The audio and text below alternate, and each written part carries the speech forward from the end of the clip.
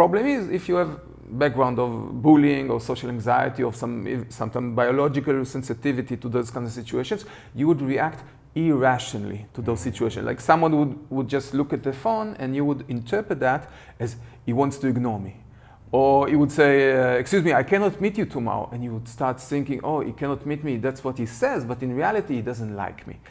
So that is social anxiety in the cognitive part. But another place is, I know those people are nice. I know that. But still, when I come to speak with them, my heart beats so much. So it's on a different level. It's not on a cognitive level, intellectual level. It's on a body level.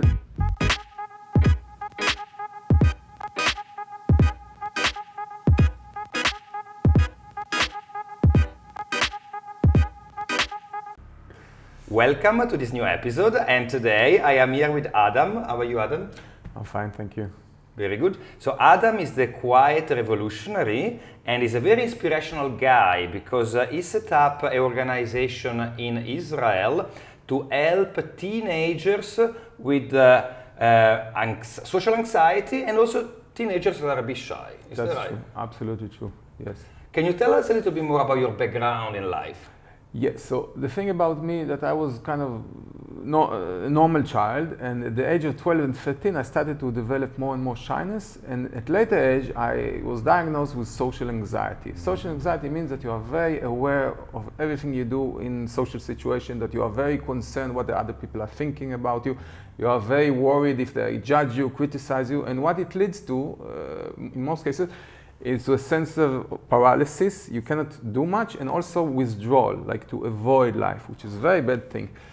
And just give you an example from my personal life, I had a degree in English language and linguistics, and my two options were either to be an English teacher or to be a translator. And I chose, not really choosing is not really the word, but I was kind of forced to work as a translator for home, because facing students as a teacher would be just too difficult for me and my great shyness.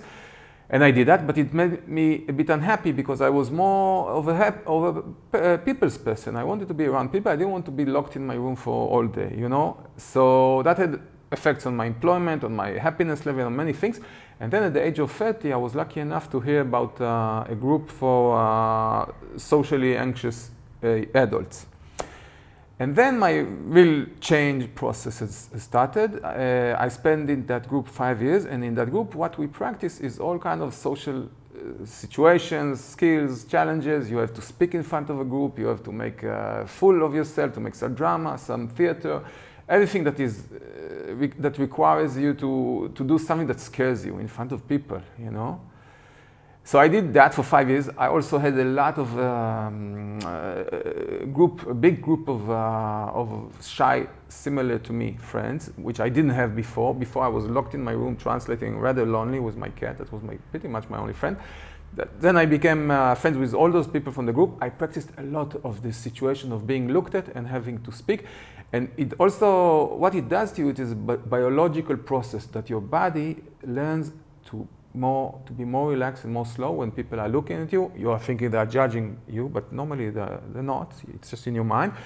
And you get used to this, your body relaxes. And after 5 years, I also became a teacher within those years because I gained enough experience, enough energy to actually be a teacher.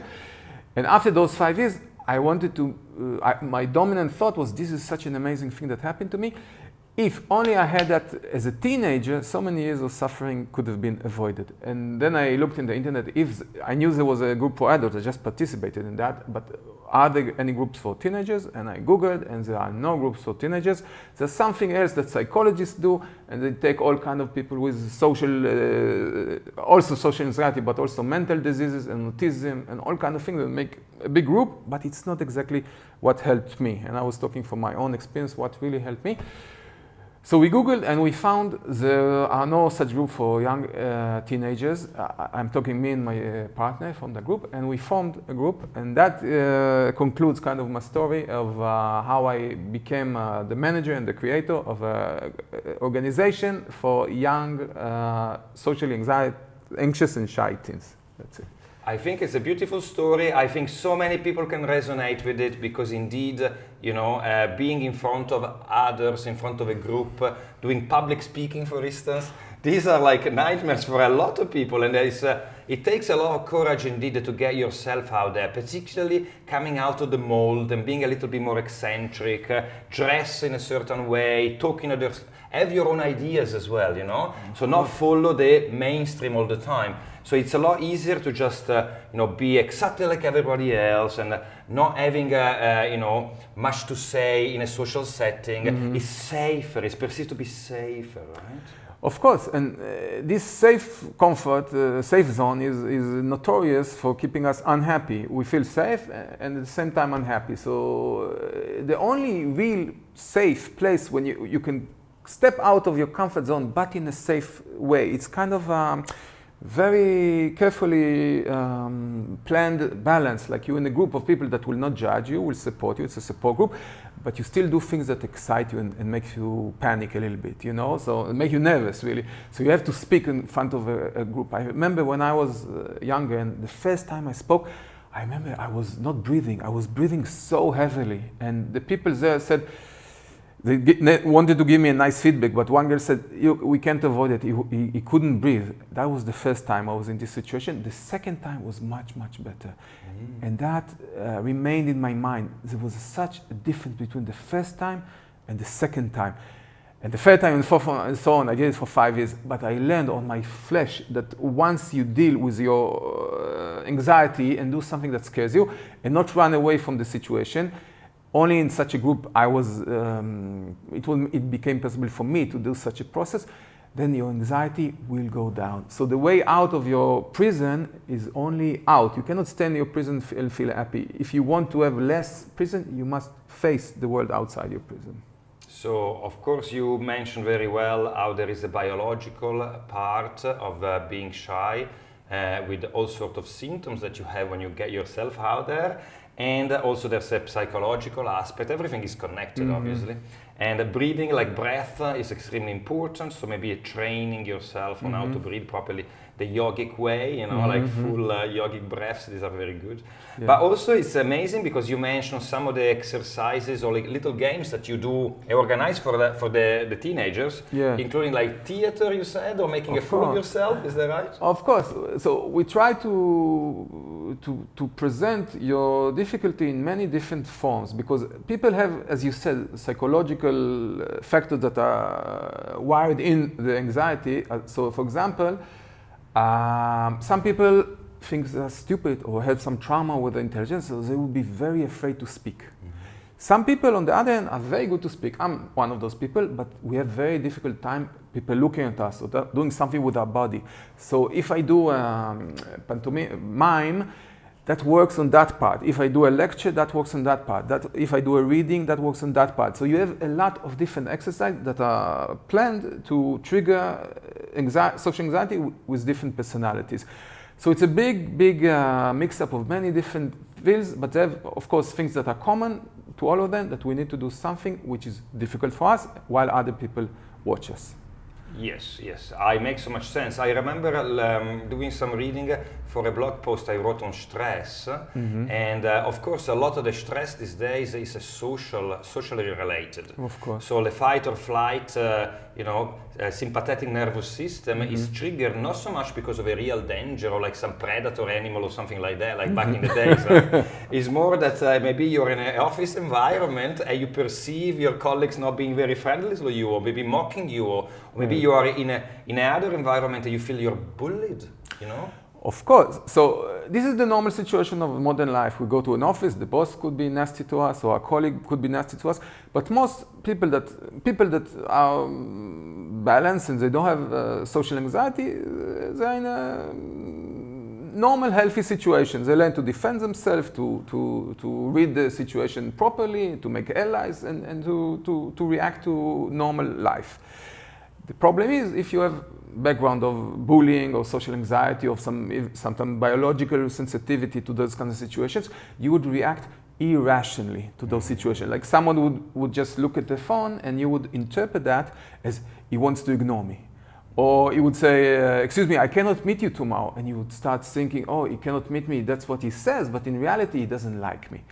So that is social anxiety in the cognitive part. People interpret and think things that are irrational.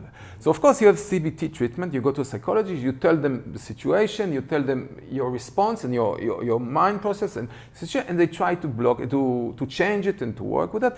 That's one avenue. It's very useful, it will always be there. But another place is, I know those people are nice, I know that, but still when I come to speak with them, my heart beats so much. So it's on a different level. It's not on a cognitive level, intellectual level, it's on a body level that some people have fear of spiders. Most people, even those people who have fear of spiders, they rationally understand that spiders are not dangerous animals. They can read it in Wikipedia. Everybody knows that. But still, some people have phobia of spiders. It's a known phobia. So similarly, some people have phobia, irrational phobia of people. And by the way, the difference between fear and phobia is that phobia is irrational. If you see a lion, you're afraid of it in the jungle, and you start running to the other direction. That's good. That's rational, exactly. That's a good response. But if you see a spider or a nice person smiling at you, and your body feels that, that's an irrational response. So as I said, one avenue is to work with that with a therapist. The other is to come to a group and practice your body responses, your social skill, and your whole entire nervous system being in situations that irrationally threaten you.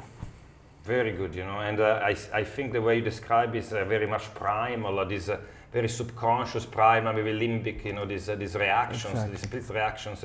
And typically as well, if you start reacting to a social situation in an awkward way, the second step is not easier than the first one because people start reacting to you awkwardly too. Do you speak from experience? Of course. Actually, myself, I was a very shy boy when growing up, and very sheltered by my mother. Okay. And I really had to force myself to get out of my shell. Right. And I think I fully developed socially when I was a student at university. Right. So it took me a while, and I made huge efforts because I also was one of these guys that wanted to interact socially, really enjoyed hanging out with people, etc. Exactly. In my first girlfriend I had her, I was, first real girlfriend, I was quite late for me, because me too. I was too shy. I remember I was, as a 16 years old, some girls maybe would be interested in me or even approaching me. I would shy away. Shy away. I can identify, relate so much with your stories. I can tell you many stories that happened to me exactly. I remember I tried to have a girlfriend in a young age, and I was so shy to ask her. So I sent a friend of mine to ask her if she wants to be my girlfriend. She said yes, amazingly. And then every time I saw her in school walking, I started running to the other way. So officially she was my girlfriend, but I never spoke with her. But on paper I had a girlfriend. It was so scary to speak with her, and I felt everybody would look, like if I would go and speak with her, like all the school would stop, everybody would make a big circle, and actually that happened. I tried to speak to her once, and I bet everybody went out of the window to see how Adam is speaking with his girlfriend. It was so embarrassing, I remember that.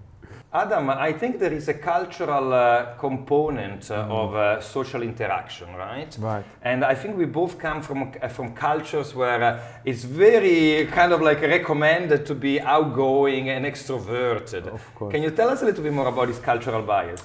Exactly. So it's actually very interesting. I read about it, a book about it by a lady called Susan Cain. She wrote a book about introverts, and she said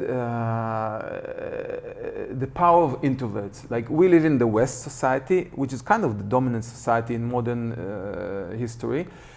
And in this Western society, specifically in the last 100 years, she did the research, when we moved to the big cities where there's so many people around and so many strangers, and that was different than 100 years ago where most of the population lived in villages. So in villages, everybody, like cyclamen, everybody kind of knew each other, and they knew the good things about them and the bad things about them, the deep qualities, but also the superficial qualities. And when 100 years ago, most of the population started to move to big cities, the qualities needed to be a successful person were traditionally belonged to extroverts, like people that were in an elevator pitch or needed to sell something to a stranger person were immediately elevated. So if you had very bad vegetables and fruit stand, but you were very good at promoting it, in the city you would be a very successful person. But if you had the best fruits but you were too shy about it, nobody could come to your fruit stand. So in the last 100 years in the West, because of this historic development, the extroverts are dominating the political arena, the business arena, and the general culture. Whereas in the East, it's kind of the opposite, or at least I can say it's much, much less. In the East, I mean East Asia. So in countries like Japan and Thailand and China, the more introvert you are, it shows that you have more respect to the environment around you. And that is something because they are such a collective society, it goes together, they really appreciate people that show respect to the society. Whereas in the Western society, we idolize the extrovert individualist. Yeah. If you extrovert and individualist, you are king. That's how we like the people. And people that are born in Western society, for example, more shy, more introverted, they are in a real crisis of self-esteem. Because their natural temperament, which is the natural temperament of about 30 or 40% of the population in history, in biological history, always the qualities of introverts, when we lived in villages, for example, were very appreciated. But now, when we move to big cities with social media and all kind of other historical development, the extrovert is in control. And to be a leader or a manager, it's slipping away from even the possibility of introverts, because the extrovert leader, for example, is considered so much better. For example, if you consider some recent American president whose extroversion was so much idolized, whereas intelligence or sympathy or sensitivity or compassion were not so important anymore for a leader, or even decision making. And in the East, it's different. So I'll tell you an interesting story about it. I can actually tell you too. In America, they made a psychological research about teenagers of Asian background, like Asian American, and they discovered that when they were in the house with their families, the expectation from them was just to be nice Asian American guys, people. They had nice life and nice self-esteem. But when around teenager years, when you start to accept and embrace the local culture, the culture of America, extrovert America, so those introverted by nature Asian people were faced with a crisis in self-esteem, because in the college or in the high school, they were not cool enough, they were not extrovert enough. And in China, they didn't have that crisis, but in America, as American Asian, they had a crisis of self-esteem. It kind of crashed because they didn't feel they were suitable, good enough people. Not at the level of everybody else, indeed, exactly. In terms of social extroversion. Exactly. Indeed. It's very fascinating, and this is so much up my street, because it's psychology, it's people behavior. I'm always trying to learn my own patterns, how I can improve. And over the past couple of years, I've been doing improv theater in Copenhagen. This is just wonderful, because you have to stand up in front of people with nothing and just come up with something literally from nowhere. Exactly. And I think the key for it is being embodied, feeling less, so calming the mind down, feeling more powerful in your body, and just let things flow. And for me, it was such a good training, so much fun, and also important for my communication skills. And I really recommend people to do stuff like that, particularly if it's out of their comfort zone, it's wonderful, right? Exactly. So, for example, improv theater is a classic example of exercise that is amazing for social skills and social inhibitions. And I went there for a year and I had such amazing experiences. Our group, but the focus of those groups, from my experience, is first also to help you overcome your inhibitions, but it's also something that some people that don't have these psychological inhibitions, they come to practice their theater skills and all kind of other skills, like to be successful actors. And that's amazing, but that's not so relevant to the motivation of a shy person. So it's amazing experience to go to such a group.